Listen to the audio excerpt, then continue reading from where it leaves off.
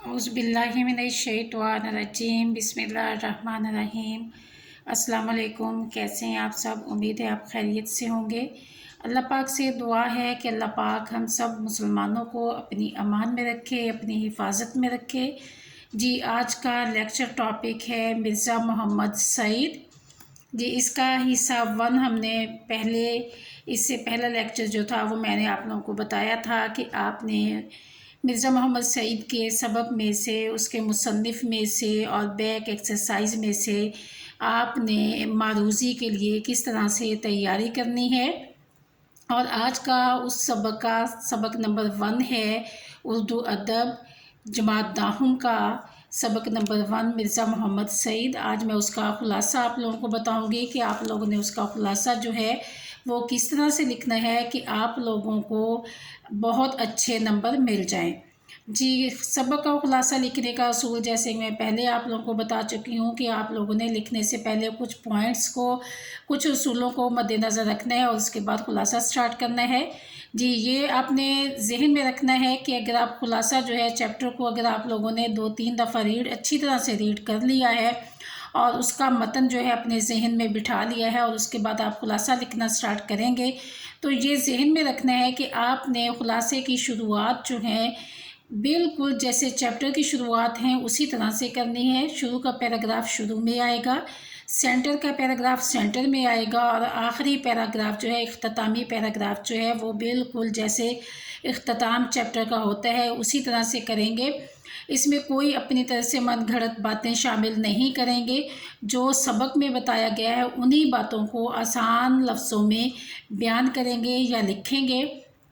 और इसके अलावा आपने दूसरा ये ख्याल रखना है कि जब आप ख़ुलासा लिखना शुरू करेंगे तो उसमें सबसे पहले आपने उन्वान में मिर्ज़ा मोहम्मद सईद का नाम लिख दिया है और उसके बाद ख़ुलासे की हेडिंग दे दी है और हवाले मतन की आपने हेडिंग देनी है जिसमें 2 पॉइंट्स मस्ट हैं और तीसरा पॉइंट अगर माखज़ उसमें शामिल है तो वो भी आप इसमें लिखेंगे। जी, इसमें हवाले मतन में सबक का नाम है मिर्ज़ा मोहम्मद सईद, इन्वर्टेड कॉमास में आ गया। मुसन्निफ़ का नाम शाहिद अहमद दहलवी और ये इन्वर्टेड कॉमास में आ गया, जो कि डिप्टी नज़ीर अहमद दहलवी के पोते हैं। और माखज़ अगर आपको इसका याद है तो वो भी आप लिखें, अगर याद नहीं है तो उसकी हेडिंग मत दें। जी, इसका माखज़ है गंजीनाए गोहर। और उसके बाद आप ख़ुलासा स्टार्ट करेंगे। ये देखें कि ख़ुलासा जो है उसकी हेडिंग देने के बाद जहाँ से ख़ुलासे की हेडिंग ख़त्म हुई है उसके नीचे से आपने ख़ुलासे को स्टार्ट करना है। जी, मैं ख़ुलासा आप लोगों को रीड करके बताती हूँ कि मैंने ख़ुलासा जो है किस तरह से लिखा है ताकि आप लोग इससे फ़ायदा उठा सकें। सुबह के अखबारात में ख़बर पढ़कर दिल अफसरदा हो गया कि आज प्रोफेसर मिर्ज़ा मोहम्मद सईद का सोम है।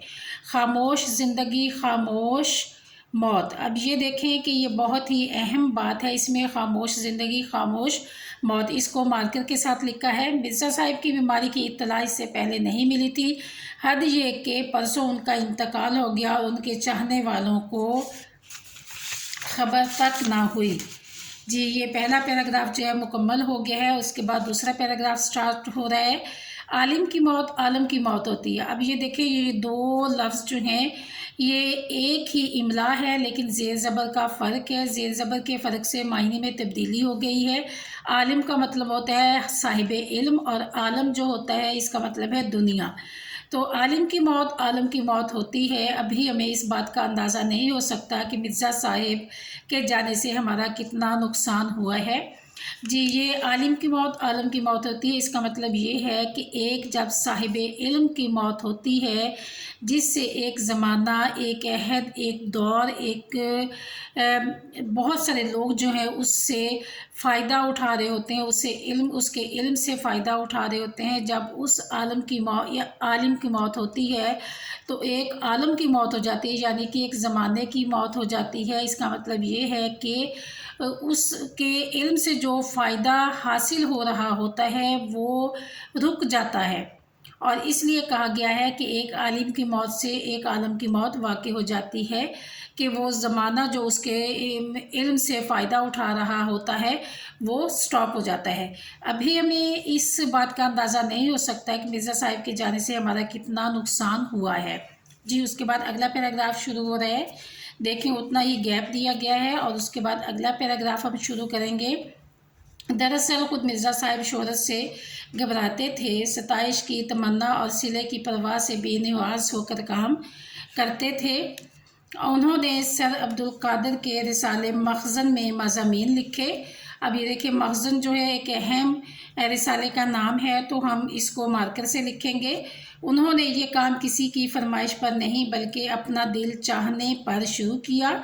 मिर्ज़ा साहिब किसी को खुश करने के लिए ना लिखते थे और ना ही पैसे के लिए लिखते थे जी। उसके बाद अगला पैराग्राफ है, एक दफ़ा एक पब्लिशर दिल्ली से आपके पास नावल लिखवाने के लिए आए। उसने आपसे एक नावल के बदले 1000 की पेशकश की। मिर्ज़ा साहब बहुत नाराज़ हुए और कहने लगे कि अगर तुम मुझे 5 या 10,000 भी दोगे तो मुझे ये काम मंजूर नहीं, क्योंकि मिर्ज़ा साहब जो हैं उन्हें बिल्कुल पसंद नहीं था कि वो किसी की मर्ज़ी के मुताबिक किसी को काम करके दें, बल्कि वो काम करके देते थे लोगों को, लेकिन अपना दिल चाहने पे देते थे और बग़ैर मुआवजे के भी देते थे जी। उसके बाद है, ये ख़ास बात है इसलिए इसको आप मार्कर से लिखेंगे। और उसके बाद है, मिर्ज़ा साहब का इल्मी कारनामा, उनकी किताब मज़हब और बातनियत है जी। ये इनकी बहुत ही अहम किताब है जिनको हम कभी भूल नहीं सकते। इसका नाम लिखना बहुत ज़रूरी है और इसको आप लोग मार्कर्स के साथ लिखेंगे। अगर उर्दू की 100 उम्दा किताबों का इंतखाब किया जाए तो इस किताब को ज़रूर शामिल करना होगा। उसके बाद पैराग्राफ है, सर सैयद अहमद ख़ान से मिर्ज़ा साहिब की अज़ीज़दारी थी।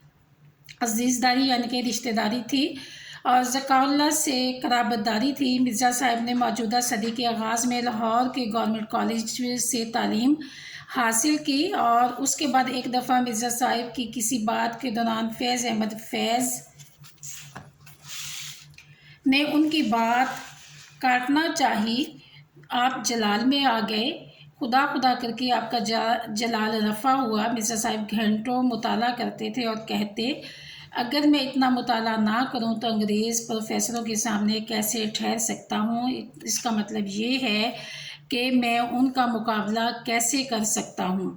मैंने 23 साल कबल उन्हें पहली दफ़ा देखा जब वो 44-45 बरस के थे और अब वो 76 साल के हो गए, तब भी वैसे के वैसे ही थे। ऐसी जामुल उलूम हस्ती का जितना भी गम करें कम है। अब कहाँ लोग इस तबीयत के, यानी कि अब माशरे में, अब दुनिया में लोग मौजूद तो हैं, पाए तो जाते हैं अच्छे लोग, लेकिन ऐसी शख्सियत, ऐसे लोग, ऐसे अज़ीम लोग जो हैं, कुदरत ऐसे अज़ीम लोगों को बार बार ज़मीन पर नहीं भेजती। ये खुदा का एक अज़ीम तोहफ़ा होते हैं जिनको हम कभी भी भूल नहीं सकते। अल्लाह पाक से दुआ है कि अल्लाह पाक मिर्ज़ा मोहम्मद सईद को अपने जन्नतुल फ़िरदौस में आला रुतबा मुकाम अता फ़रमाए। अल्लाह हाफ़िज़।